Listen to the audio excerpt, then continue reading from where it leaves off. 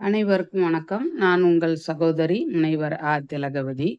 நாம இன்னைக்கு பார்க்கக்கூடியது ஒரு சிறுகதை. நிலையாமை அப்படிங்கிற தலைப்புல ஒரு சிறுகதையை நம்ம பார்க்கலாம்.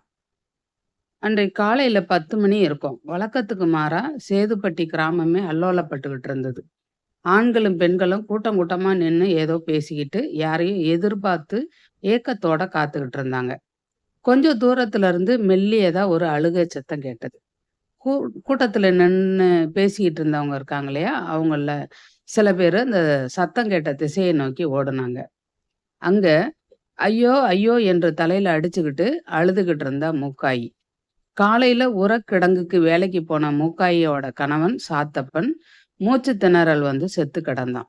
நேத்து உயிரோட இருந்தவன் இன்று பிணமாக கிடக்குறானே அப்படின்னு சுத்தி இருந்தவங்க எல்லாரும் பேசிக்கிட்டாங்க. ஒரு மனுஷன் செயலற்று தூங்குறது போல இருப்பது சாவு, தூக்கத்துல இருந்து விழிப்பது போல வருவது பிறப்பு அப்படின்னு பெரியவங்க சொன்னதெல்லாம் உண்மைதான் போல அப்படின்னு சொன்னான் தண்டல்காரன் தண்டாயுதபாணி. அப்படி பேசிக்கிட்டு இருக்கும்போதே எல்லாம் போச்சு எல்லாம் போச்சு என் வாழ்க்கையே போச்சு அப்படின்னு அலறி அடிச்சபடியே மூக்கையன் ஓடி வந்தான். கூடியிருந்தவங்க எல்லாரும் அவனை பிடிச்சு நிப்பாட்டி ஆசுவாசப்படுத்தினாங்க. என்ன மூக்கையா, என்ன போச்சு, ஏன் இப்படி கத்திட்டு ஓடி வர அப்படின்னு கேட்டாங்க. என்னத்த சொல்வேங்க, குடிதண்ணி குளத்துல இருந்து தண்ணி எடுத்துட்டு வந்து அதுல கொஞ்சம் புண்ணாக்கு போட்டு எங்க வீட்டுல நிக்கிற ஆடு மாடுகளுக்கெல்லாம் தண்ணி காட்டினேங்க. அதை குடிச்சு கொஞ்ச நேரத்துல ஆடு மாடு அத்தனையும் சுருண்டு விழுந்து செத்துருச்சுங்க. பெத்த பிள்ளைங்களாட்டம் வளர்த்தேன்.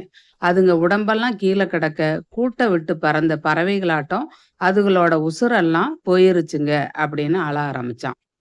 குடிக்கிற தண்ணியில விஷத்தை கலந்துட்டாங்க போல அப்படின்னு அங்க இருந்தவங்க எல்லாருமே கிசுகிசுத்துக்கிட்டாங்க. இந்த பாதக செயலை செஞ்சவன் நல்லாவே இருக்க மாட்டான். நம்மளோட வாழ்க்கை எவ்வளவு காலம்னு தெரியாது. தப்பு செய்யறவங்களுக்கு அந்த வாழ்நாளே அவங்க உயிரை எடுக்கிற வாளாக மாறிரும். இது தெரியாம தப்பு செய்யறாங்க. இவங்கெல்லாம் எப்பதான் திருந்துவாங்களோ தெரியல அப்படின்னு அழுத்துக்கிட்டாங்க. சேதுப்பட்டி கிராமத்துக்கு தலைவரா இருப்பவர் பண்ணையார் பெரியசாமி. ஊர்ல இருக்கிற நிலத்துல பாதி அவருக்கு சொந்தமானதுதான். மீதி நிலங்களை ஏழை மக்களோட வாயிலையும் வயிற்றுலையும் அடிச்சு அவங்க கிட்ட இருந்து வாங்கி அவருக்கு சொந்தமாக்கிக்கிட்டாரு. அடுத்த நிமிஷம் நாம உயிரோட இருப்போமா அப்படிங்கிறது உறுதி இல்லை.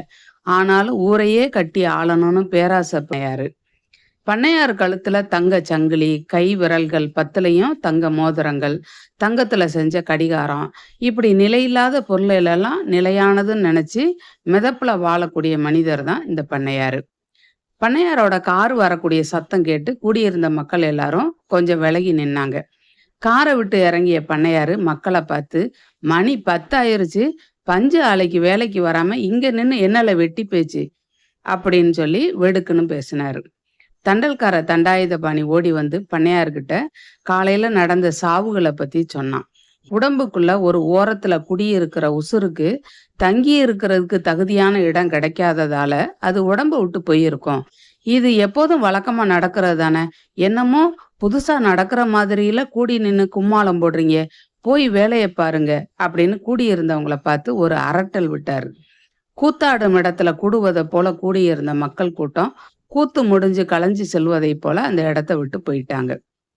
சாத்தப்பன் மூச்சு திணறல் வந்து செத்து போனது பண்ணையாருக்கு சொந்தமான உரக்கிடங்குல தான். மூக்கையனுடைய ஆடு மாடுகளுடைய சாவுக்கு காரணம் உரக்கிடங்குல இருந்து வரக்கூடிய கழிவு நீர் குடிநீர் குளத்துக்குள்ள கலக்கிறது தான். இது எல்லாமே தெரிஞ்சும் தெரியாதது போல கம்பீரமா நடந்து சென்றாரு பண்ணையாரு. நிலையில்லாத தன்மையுள்ள செல்வம் தன்னிடத்துல நிறைஞ்சு இருந்தும் நிலைக்கும் தன்மையுள்ள அறச்செயல்களை செய்ய அவர் முன் வரல. அவரை எதிர்பார்த்து காத்திருந்து தங்களோட ஆதங்கத்தை தெரிவிக்க வந்த மக்கள் கிட்ட கடுமையா நடந்துக்கிட்டாரு. அதோட விளைவு நடந்து கொண்டு இருக்கும் போதே நெஞ்சு வலி வந்து கீழே விழுந்து இறந்துட்டாரு. செல்வம், யாக்கை, அழகு இவை அனைத்துமே நிலையில்லாதவை. நாம நாக்க உள்ள இழுத்துட்டு மூச்சை வெளியே விடுவதற்கு முன்னாடி நம்மால முடிஞ்ச அளவு அறச்செயல்களை செய்யணும். இந்த அருமையான கருத்தோட இந்த கதையை நிறைவு செய்து கொள்வோம். மேலும் ஒரு நல்ல தகவலோடு சந்திக்கிறேன். நன்றி.